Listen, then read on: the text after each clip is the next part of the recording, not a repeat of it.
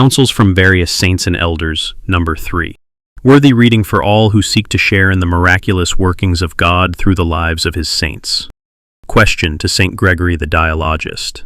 How can one explain the phenomenon which occurs with many who appear, by some delusion, to be separated from their bodies and are thought momentarily to be dead, as though without a soul, but who come back to life? Basically, people who died and came back to life. St. Gregory's answer. This phenomenon, if one understands it well, is not a delusion, but a divine admonition to man. For this phenomenon God in his compassion renders by providence, offering it forth as the greatest gift of mercy, so that many, after the departure of the soul from the body, come back into their dead bodies, having seen for themselves with the eyes of their souls the torments of hell, in which they did not believe when they heard of them from others. They thus come to stand in fear thereof. There once lived a monk named Peter. This monk was the disciple of an ascetic elder named Avasa, who lived the ascetic life in a secluded wooded place. Elder Avasa told a story to his disciple Peter about how, before settling in that secluded place, he fell ill and died. Immediately, however, his soul returned to his body, and, when he had come to, he swore that he had seen the torments of hell and its immeasurable burning chambers, and that indeed he had seen suspended in that fire many of the rulers of this world. Moreover, just as he was being led away to be thrown into that place of torture and fire, a white-winged angel had appeared, and preventing him from being cast into the fire, said to him, "Go and take heed, and henceforth you must take great care in how you live." After these words, the cold members of his dead body began to warm, and, when he had completely awakened from the sleep of eternal death, he related to all those around him what had happened to him. Thereafter, he gave himself over to strict fasts and vigils, being reminded always of the torments which he had seen in hell. Indeed, fearing these torments so greatly that even if he did not speak thereof with his tongue, he nonetheless preached them by his conduct. In this way, thanks to the wondrous providence of God, the elder experienced a temporary death, so that he would not be condemned to the eternal death of hell. Though the heart of man is possessed, at times, by such profound darkness, perhaps this demonstration before him of the torments of eternal hell can bring him to repentance. Then again, the manifestation of the torments of eternal hell becomes a source of greater reproach for those indifferent or negligent, who, even after this ghastly vision, return to life, remaining the same as before, uncorrected. Wherefore there is no longer left for them any justification, excuse.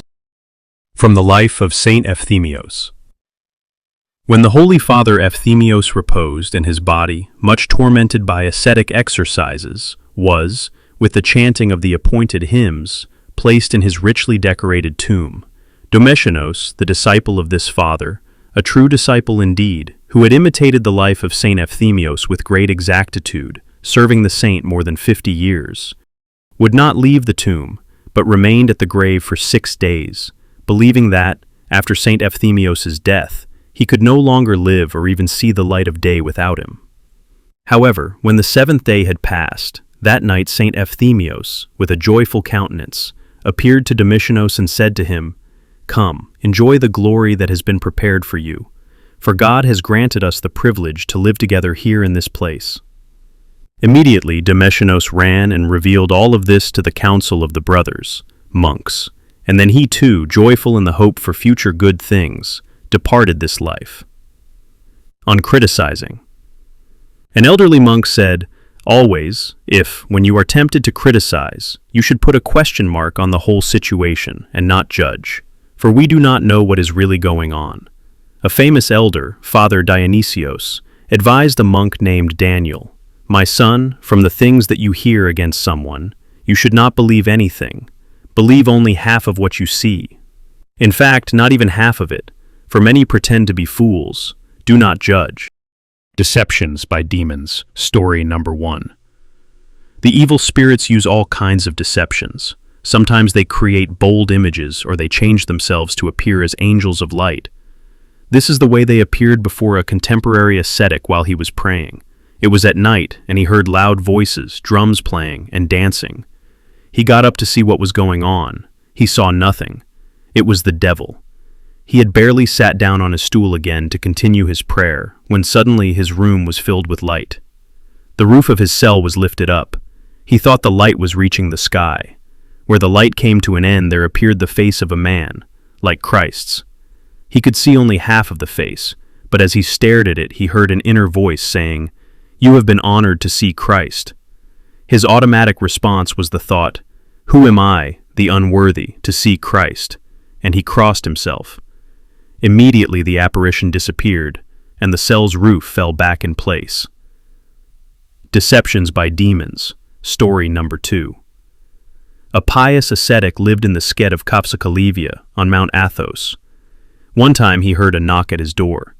It was someone dressed as a monk with a knapsack on his back full of the toasted bread which all ascetics eat. "Who are you?" asked the pious elder. "I am a father confessor from St. Anne's." The elder replied, "If you are a monk, especially a spiritual father, make a prostration." As soon as the stranger heard this, he disappeared, for he was a demon, and left behind a trail of bad odor, which lasted for 3 days. We should mention here that the evil spirits do not make prostrations, nor venerate God.